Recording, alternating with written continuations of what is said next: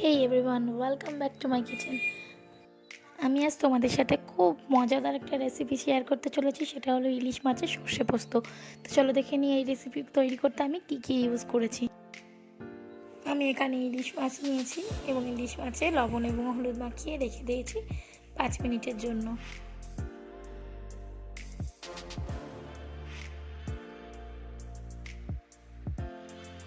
এবারে গ্যাসে একটা কড়াই বসিয়ে দিয়েছি এবং এই কড়াই গরম হয়ে গেলে এতে দিয়ে দেবো সরষের তেল। ইলিশ মাছের যে কোনো রেসিপি সরিষার তেলেই বেশি ভালো লাগে, তবে তোমরা যদি মনে করো সাদা তেল দেবে তবে সাদা তেলও ইউজ করতে পারো।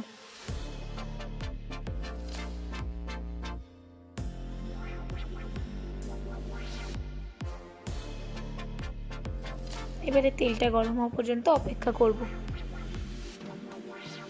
তেল গরম হয়ে গেছে, তেলে দিয়ে দিচ্ছি কতগুলো কালো জিরে এবং কালো জিরেটা একটু ভাজা ভাজা হতে দেব।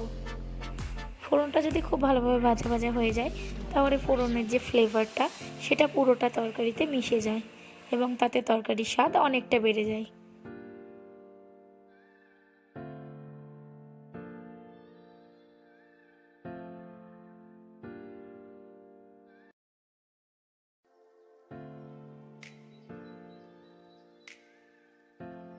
এবারে তেলে দিয়ে দেব লবণ হলুদ মাখিয়ে রাখা ইলিশ মাছ। মাছগুলো কিন্তু অন্যান্য মাছের মতো ভেজে তুলে নেব না, তেলের মধ্যে একেবারে সব মাছগুলো দিয়ে দেব।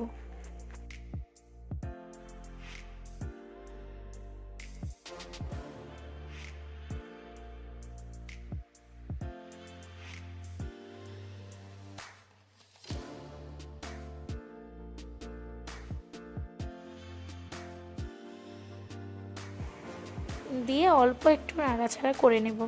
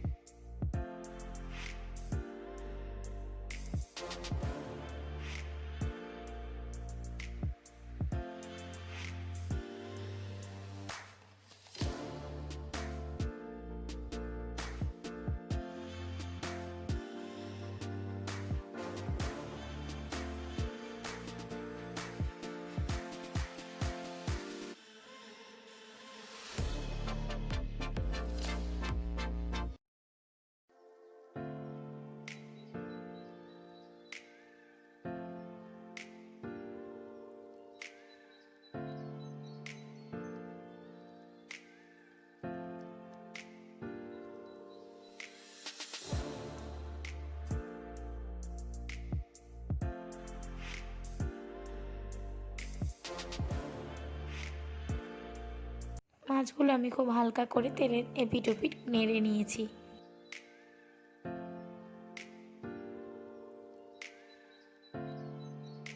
এবারে মাছের মধ্যে দিয়ে দেব সর্ষে, কাজু বাদাম এবং পোস্ত ও কাঁচা লঙ্কা দিয়ে বেটে রাখা একটা পেস্ট।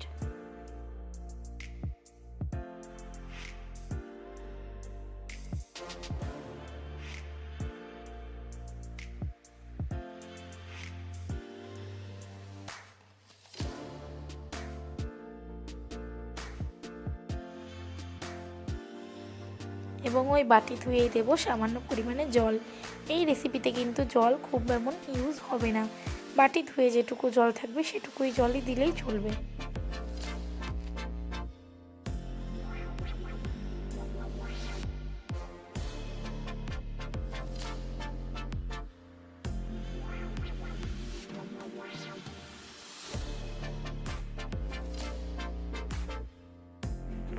এবারে খুব সাবধানে মাছগুলো উল্টে পাল্টে মশলার সঙ্গে মিশিয়ে নেব।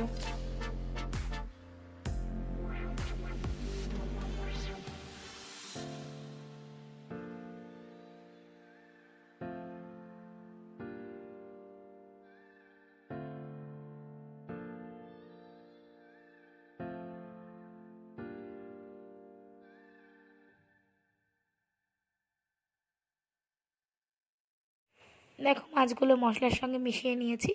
এবার মাছটা ফুটতে শুরু করেছে।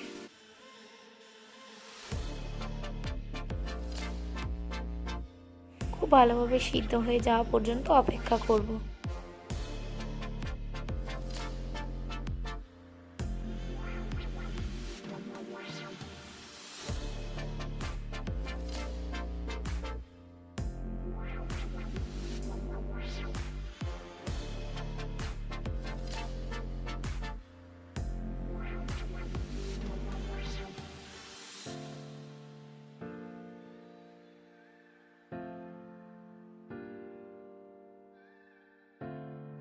দেখো মাছটা যতটুকু গ্রেভি আমার প্রয়োজন ঠিক ততটুকুতে চলে এসেছে বা মাছটা খুব ভালোভাবে সিদ্ধও হয়ে গেছে। চলো এবার সার্ভ করে দিই। দেখো আমি এখানে মাছটা সার্ভ করে দিয়েছি। খুবই আকর্ষণীয় দেখতে এই মাছটা। পোলাও, সাদা ভাত কিংবা ফ্রাইড রাইসের সঙ্গে জাস্ট জমে যাবে। তোমরা ট্রাই করবে এবং আমাকে জানাবে কেমন হয়েছে। ভিডিওটি যদি ভালো লেগে থাকে অবশ্যই লাইক, কমেন্ট অথবা শেয়ারের মাধ্যমে জানাবে। আর পারলে সাবস্ক্রাইব করবে। আবার আসবো নতুন কোনো ভিডিও নিয়ে, নতুন কোনো রেসিপি নিয়ে। ততক্ষণের জন্য সবাই ভালো থাকবে।